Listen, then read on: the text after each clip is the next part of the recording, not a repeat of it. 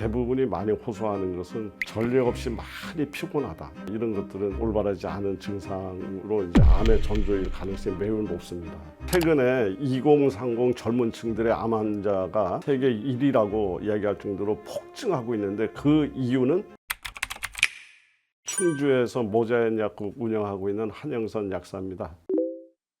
암이라는 것은 진화의 역설이다 이렇게 얘기할 수 있습니다. 끊임없이 세포는 태어나고 죽고를 반복을 하는데 반복해서 재생이 되는 과정에서 잘못 만들어지는 것은 필연적으로 생겨날 수가 있는데요. 잘못 복제된 세포들이 우리 몸 스스로가 다 제거하는 그런 시스템에 의해서 일반적인 사람들은 안전하게 이렇게 생활을 하는데 그 중에 일부 세포가 무한 복제의 형태로 이제 바뀐 거죠. 이렇게 돼서 무한 증식하는 세포가 생겨난 것, 이것을 우리는 암이라고 정의합니다. 우리가 뼈가 이렇게 골절이 됐다 그러면 이제 그것만 가서 붙이면 되잖아요. 그런데 이 암이라는 건 여러 가지 복합적 요인에 의해서 암이 발생되기 때문에 어떤 한 가지 방법이라든가 몇 가지의 방법으로 암을 막아낼 수는 없습니다. 더더군다나 어떤 세포 환경을 망가뜨리는 종양이라는 것이 생겨날 수밖에 없는 환경이 만들어지기까지는 여러 가지 누적된 복합적 원인들이 존재를 하기 때문에 암을 막아내기가 매우 어렵지 않은가 이렇게 생각을 하고 있습니다.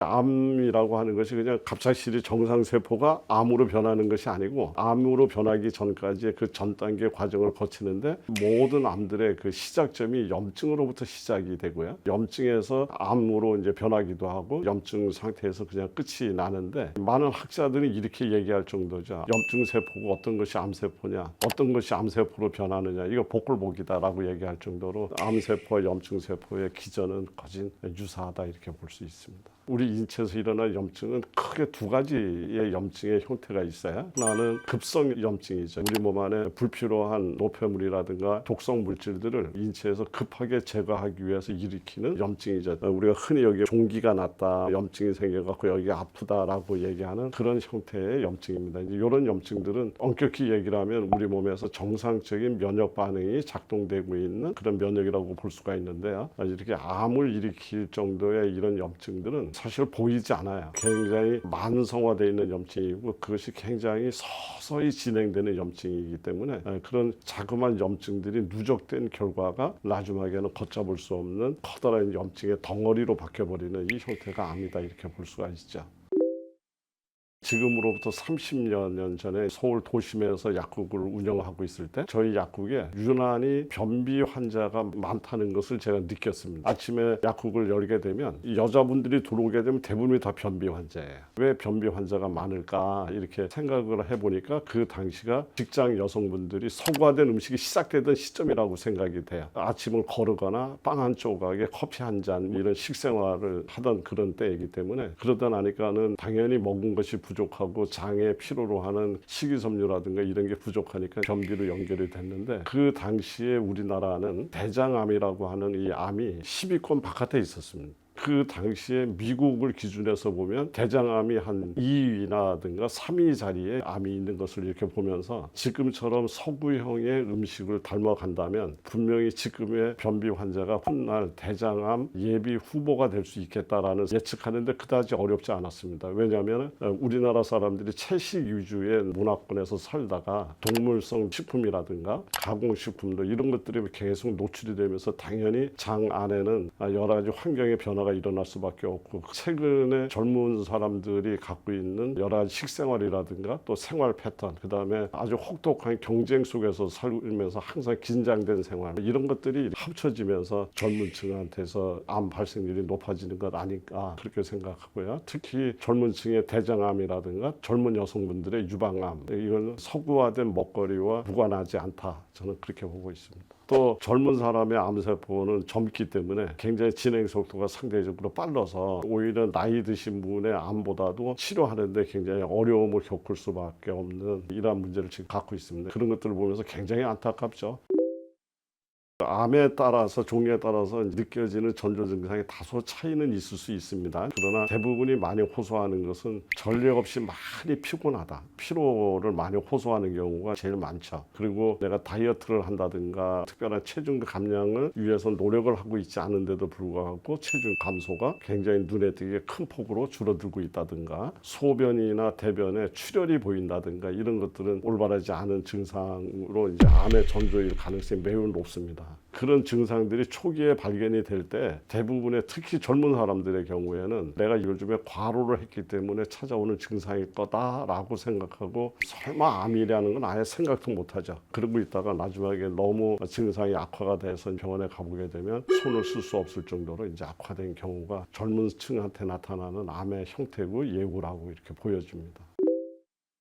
암의 전략이죠. 최초에 암이 이제 생겨나죠. 생겨나게 되면 우리 면역세포가 당연히 조우를 해서 전투가 벌어지는데, 전투에서 암세포가 굉장히 우세한 그런 이제 상황이 오게 되면 본격적으로 우리 면역세포를 교란하는 작전을 핍니다. 면역세포가 이게 적이다 아니다라는 이런 표시를 우리 세포들한테 하죠. 소위 처음에 생겨난 암세포는 우리 면역세포가 발견하기 좋은 적의 모양을 갖고 있다면, 일정 시간이 지나게 되면 이 암세포 자체가 변화가 일어나서 우리 정상 면역세포가 쳐다볼 때 마치 정상 세포인 것처럼 보이게 자기 몸을 위장을 하게 됩니다. 그러면 그때부터 우리는 암세포를 발견하지 못하고 당하게 되는 이제 이런 단계로 이렇게 진화된다, 이렇게 볼 수 있습니다.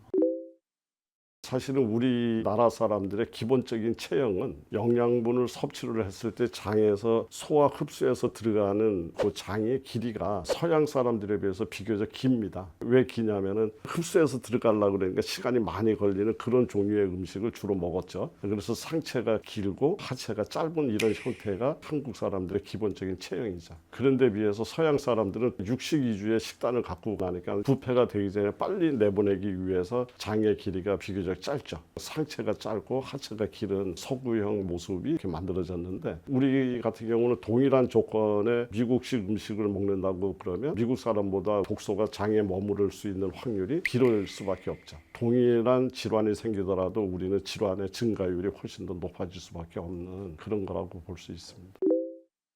췌장 역시 우리나라 사람들이 서양 사람들에 비해서 신체적 구조가 적기 때문에 약 20% 정도 췌장이 적은 걸로 되어 있습니다. 췌장이라고 하는 이 장기는 저는 집으로 얘기를 하면 가정주부, 어머니와 비슷하다, 이렇게 저는 생각을 참 많이 해요. 왜냐하면 어머니가 밥을 만들고 그 다음에 식탁을 차려서 가족들한테 식사를 하듯이, 췌장이라는 장기는 우리가 먹었는 음식물들을 마지막 소화를 시켜서 소화된 영양분을 흡수해서 세포까지 배달하는, 인슐린을 분비를 해서 배달하는 이 일까지 전부 다 췌장이 맡아서 하기 때문에 꼭 어머니의 일과 매우 비슷해요. 그런데 소화가 안 되는 음식 계속 먹는다든가, 또 췌장이 힘들어 할 수밖에 없게끔 급하게 먹는다, 늦은 시간에 먹는다, 과식을 한다, 이런 것들은 전부 다 췌장에 부담을 줄 수밖에 없죠. 그러다 나니까 그 어느 때보다 우리 한국인의 식단이 서구화가 되면서 가장 피해를 많이 보는 장기가 췌장이 아닌가, 저는 그렇게 생각을 하고요. 그러다 나니까 당연히 당뇨의 증가율이 세계 1위라고 얘기를 하죠. 그런 것들은 우리 신체적 구조와 서구화되고 있는 식단의 내용과 아주 깊은 관련이 있다, 저는 그렇게 생각을 합니다.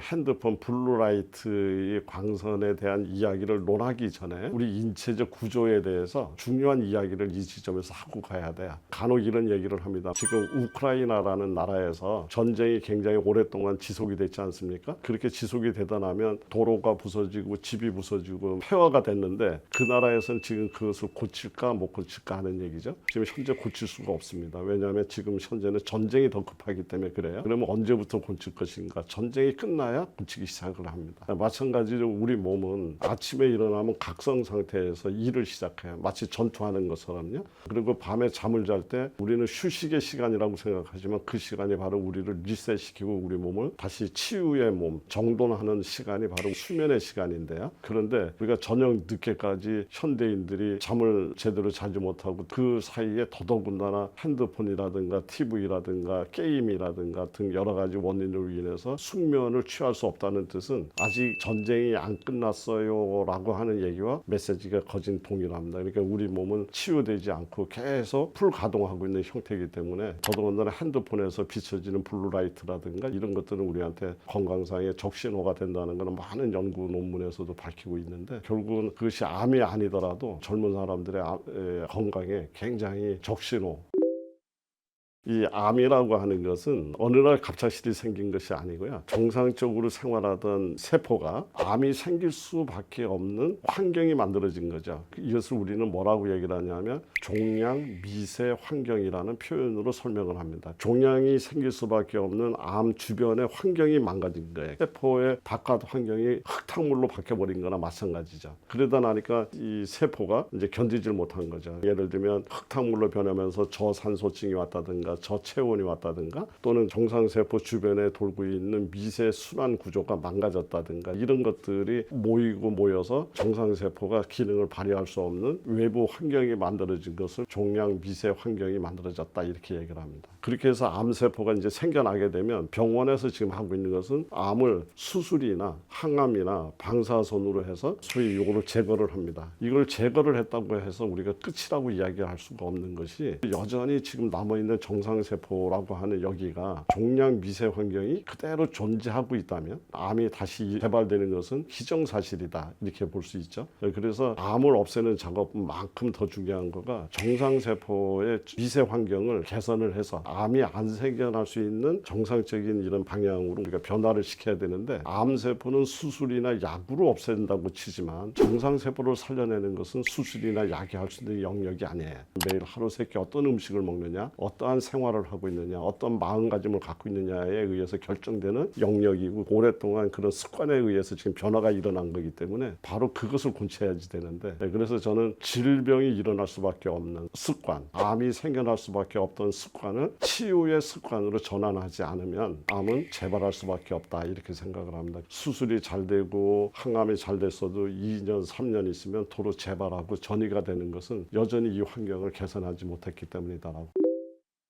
일반적으로 생겨나는 암은 유전적 소인에 의해서, 그러니까 세포 내부에 문제가 생겨서 일어나는 암은 그닥 많지 않아요. 대부분의 암은 뭐냐면 세포 외곽의 자극에 의해서 얘네들이 결국은 염증세포가 되고, 염증세포가 결국은 암세포로 변해가는 이런 수순을 밟는 것이 90% 이상의 암이 대부분 다 그렇습니다. 우리는 먹으면 입 안에 미끈미끈한 끈적끈적한 점막이 보호하고 있는데, 이 점막이 입, 식도, 위, 장 전부 다 보호막을 다 갖고 있습니다. 그리고 내가 먹는 음식은 먹을 수 있는 음식이라고 판단했기 때문에 내가 먹은 거잖아요. 그런데 입에서는 음식이라고 생각하고 먹었지만 우리 몸이 판단할 때는 얘가 음식이 아닌 거죠. 여기를 계속 자극하는 음식이 들어온 거죠. 가공식품이라든가 방부제 혼입이라든가 여러 가지 이런 문제들이 결국은 종양이 일어날 수밖에 없는 미세 환경을 만들어내서 그것이 결국 이제 암으로 갔는데, 그런 거에 비해서 자연계에 존재하는 이런 것들은 자기가 먹을 것만 먹기 때문에 오히려 그런 면에서 몸을 보호할 수 있는 메커니즘이 잘 정돈이 되어 있다. 근데 우리는 만들어서 먹고 가공된 거를 먹고 또 수많은 약들을 먹고, 요즘엔 여기다가 미세 플라스틱이라고 하는 것도 하나가 또 달라붙었잖아요. 이런 것들이 결국은 체중의 개념이 아니라 우리가 인위적으로 먹는 그런 음식들의 자극에 관련된 부분이기 때문에 코끼리보다 사람이 체구는 적지만 암이 더 걸릴 수밖에 없다.